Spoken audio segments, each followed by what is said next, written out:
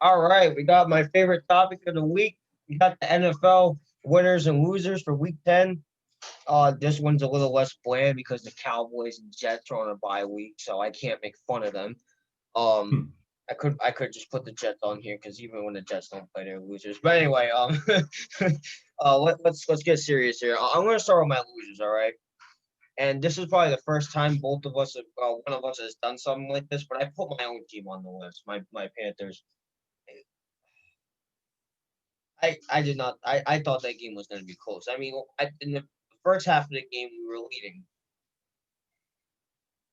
We had their hand. We had the number basically in the first half. Keeping the game relatively close. I know Tampa Bay was going to end up tying the game eventually because Tampa Bay they had that good of an offense. But then the second half came, and the team just fell apart. I don't know what happened. Hey, here's what really broke me. All right, here's what really broke me. The Panthers forced they put punt the ball to the Bucks after unsuccessful. I think it was it was unsuccessful fourth down, a third down, excuse me. And they punt the ball off, and then they get it at the 1 yard line, and they proceed to score and they proceed to let Tampa Bay score a 98-yard touchdown. I think that's what broke that team, and it broke my heart too. It was a sad day in Carolina yesterday, and I just think the Panthers did not do their job. They just fell apart in that second half, and it's hard for me to say that, but it's just true. Um, my second loser is just the Bengals as well. Same situation with the Bengals, except the Bengals just didn't put up a good fight in the first half. I mean, they played horrible. The offense didn't show up. Joe Burrow didn't do his job. Defensively, the Bengals didn't show up either. The Bengals defense, they just didn't play well, especially against the Steelers in the game. You needed to put somewhat of a fight on and try to expose Pittsburgh, who is now 9-0. That's they just did not execute perfectly whatsoever. That was an ugly loss by the Bengals, if I had to say so. And my third loser this week is Russell Wilson, and I'm gonna tell you why he's a loser. He has 22 for 37 completion attempts, 248 yards, zero touchdowns, and two interceptions in that game versus the Rams. That's a division rival. And the Rams are on a come up this year. We all know this. The Rams are coming back from that disappointing season last season, which was the year after they went to the Super Bowl. A lot of people expected they would stay that way, and it never happened. But this is the game you needed to win. You lost against the Bills last week, and that was a high scoring game too. This was a game where you had to prove that loss didn't mean anything and that it was just another loss. You had to go out there and you had to win this game. And remember, you have to face the team again. Did the Seahawks face the Rams? This is the second time they faced them, right? Or is it the I first? believe it may be the first. Yeah, if it's the first, and you got to play these guys again. These guys know, what Russell Wilson's capable of, what the offense and the defense is capable of, and they exposed it last game because they beat them. And and I think Russ's job was to do a better job than he did last week, and he didn't do it. And I honestly, if I'm a Seahawks fan, I'd be worried right now because this is the point in the season where the Seahawks start to fall apart a little bit. The same thing happened last year. They were looking pretty solid. They had that 8-2 start, and then they started to fall apart, and they ended up going what 10-6? Was it 10-6 or 11-5? Was it? Which one was it? What team? The Seahawks last year. They had that I like eight. I think they were 11-5. Yeah, and I'm not gonna say that might happen, but I would be worried because something like that can happen. So those are my three losers. Let me get to my winners, and I'll get to you, Mario. Wait, before you well, let me explain my losers because All right. I'll just explain my losers because I had Russell Wilson too. Okay. All right. And the one thing about Russell Wilson, like I watched the game. It was his play recognition. I just don't think he was good. I think Aaron Donald. I think he really like disrupted that line. Even Yeah. though like I'm not exactly sure how many like sacks Aaron Donald had and everything like that, but I think they were really like it wasn't even like sacks. It was when they were coming, the offensive line wasn't doing their best, and then when they were coming at Russell Wilson, it was really chasing him out that pocket. And not only that, when he was running out the pocket, I guarantee you his eyes, the first guy he was going to look at was DK Metcalf. And the one person I got to tip my cap to was Jalen Ramsey because Jalen Ramsey locked DK down that game. And you know what? Maybe it proves it. Maybe it's not the fastest receiver. Maybe it's the physical wide receiver. Maybe that's how maybe it's the physical corner, excuse me, not the fastest corner, but the physical corner. Maybe it's the physical corner. Maybe that's the key to beating DK Metcalf is a physical corner. And I think Jalen Ramsey might be the most physical corner in the game. But yeah, Russell Wilson was getting chased out the pocket, and then when there was nobody open because the corners, surprisingly, the corners on the Rams did such a great job, he just was forcing throws. And I remember he forced one, I think, in like double or triple coverage in the end zone for an interception. And it's just stuff that Russell Wilson doesn't do, you know? He wasn't, I don't think he was really extending plays. Like he was extending plays with his legs, but I don't think he was making plays with his legs. Um, his throws just weren't right, just weren't there that game. Nobody was really getting open for the wide receivers. You know, the running game wasn't that great since Chris Carson's out. And I think he just really struggled, you know, and he lost another game, I think by 10 points, I believe he lost to the Rams by. And honestly, that's a 2-game losing streak. And Russell Wilson's got to figure out what's going on with this team. Yeah, But I agree. yeah, so I'll go to my other 2 losers. So one loser I have is Jerick McKinnon. And I like Jerick McKinnon, you know, Jerick McKinnon, you okay over there? I beat Justin in fantasy. This guy. Anyway, Shout go out to on. Justin. But yeah, Jerick McKinnon is my other loser. You know, when you go when you have 18 rushes for 33 yards, that's an average of 1.8 yard a carry. That's not what you're expecting out of your running back. You know what I'm saying? Especially when you're starting QBs out and you're using Nate Mullen and CJ Beathard. You know, it's honestly it wasn't a good game. You know, and Nick not Nate Mullen, excuse me, Nick Mullins. He was struggling, and Jerick McKinnon, he just wasn't playing right, you know? He I as a totally running agree. back, he wasn't doing his job. And it's disappointing to see, you know, because they really need as much as they can get right now from the running backs. So that was my second loser. My third loser, this is a surprise, ready? Because none of us ever said this as a loser, okay? And I didn't think I could say this as a loser, but I'm going to. The third loser on this list is Matt Skura. Do you know who that is? No. He is the center for the Baltimore Ravens. A center is on this list, Nate. Let me explain why a center is on this list. When your center in a close game, right? Let me just unlock my phone. Okay. When your center in a close game has three fumbles, your center snapped the ball wrong 3 times. He fumbled the ball, sending Lamar Jackson back 10 yards, probably a good 3 times that game. Matt Skura, bro. Matt Skura, the center, 3 fumbles. That's what's counted as 3 missed snaps, 3 fumbles. That's ridiculous.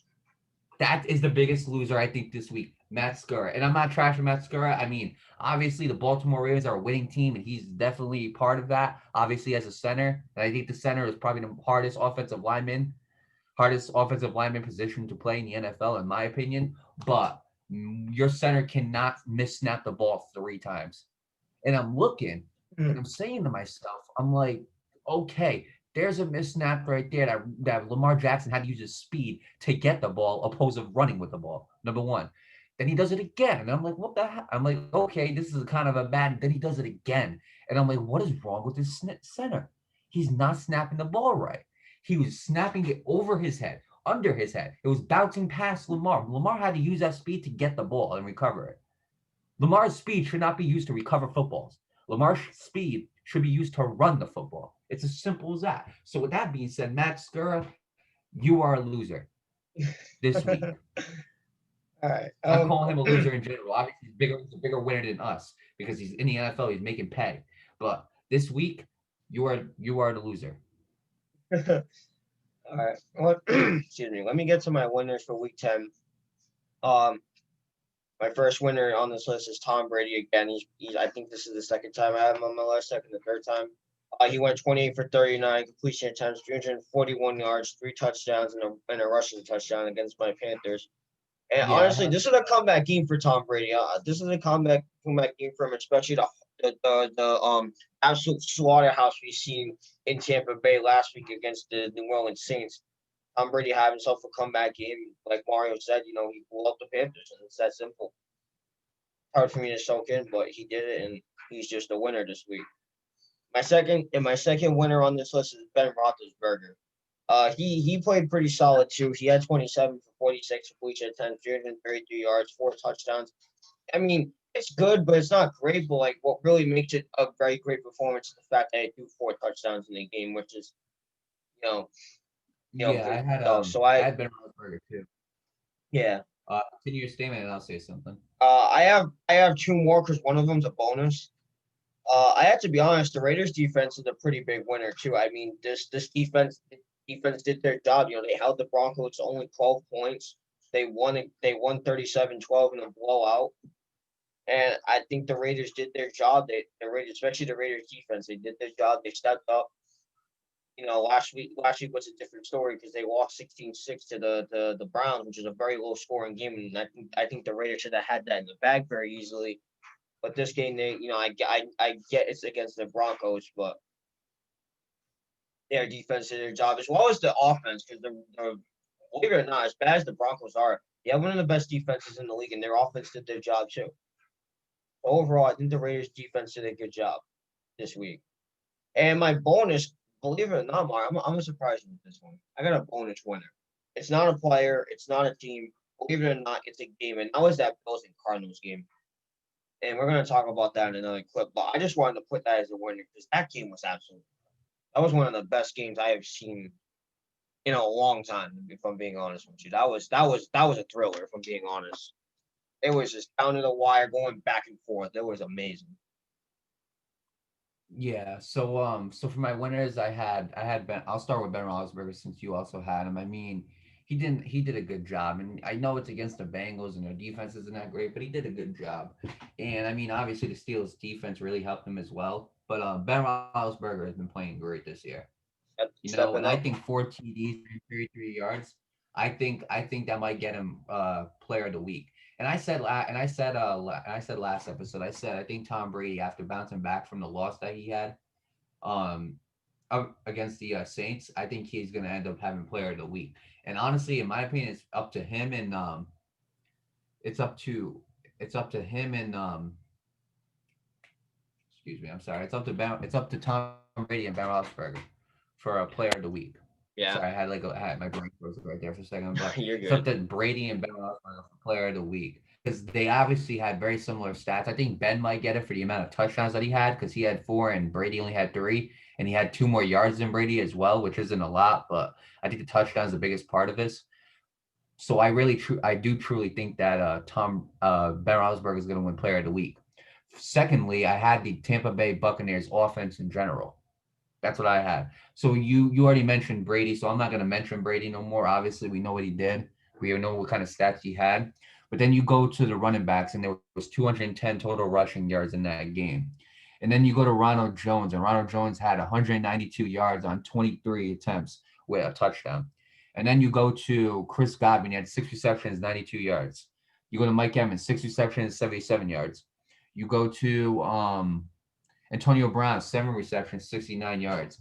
Rob Gronkowski, 2 receptions, 51 yards and a touchdown. Cameron Brate had a touchdown as well. So you look at all that right there. And Mike Evans had a touchdown as well. I forgot to say that. But you look at all that right there, and there were a lot of big factors on that offense for the Buccaneers for them to win. That offense was very good last game. Panthers defense wasn't there, like you said. Panthers offense started slowing down later on, and I think that was a big factor on why they were losing. And Brady had the night that I was expecting him to have. And my third winner, I don't like. I'm not a big fan of the Packers, but I can't deny him. Valdez Scantling. He had 4 receptions, 149 yards, and a touchdown in the Green Bay Packers 24-20 win against the Jacksonville Jaguars. Surprisingly, that game was that close, considering it's the Green Bay Yeah, Packers and the Jacksonville Jaguars. But when you have a player like Marquez Valdez Scantling who was able to put up those types of numbers in a close game like that, that really helps. And if he doesn't put up those numbers, Green Bay might not be able to win. And yeah, so with that absolutely. and so with that being said, congratulations to him. He played a great game. Devontae Adams wasn't Devontae Adams that game. He definitely was himself, and he stepped up and he stepped up, and he was a big factor for the reason Green Bay got the win against Jacksonville. But I want to mention two bonuses. I'll start with the one. I'll start with the losers. Okay, so one loser I want to mention that I didn't get to mention was Drew Lock on the Broncos. Drew Lock on the Broncos Hmm. was 23 for 47. That's below 50%. Okay. 257 yards, not bad. One TD and four picks. Jesus. Can't do that against the Raiders. You can't do that. Especially when it's a division game. The season's not over yet. Yeah. And honestly, that's a very disappointing performance by Drew Lock. You can't have four interceptions in a game. It's unacceptable. You can't with only one TD and then you go under 50% completion percentage. That's not, what I'm saying? That's not a good game.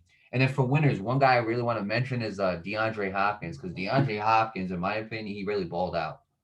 He did. DeAndre Hopkins balled out that game. And so with that being said, DeAndre Hopkins, obviously he had that insane catch. He went 7 receptions, 127 yards and a touchdown. But Right. like I said, Matt Skura is probably the biggest loser on my list.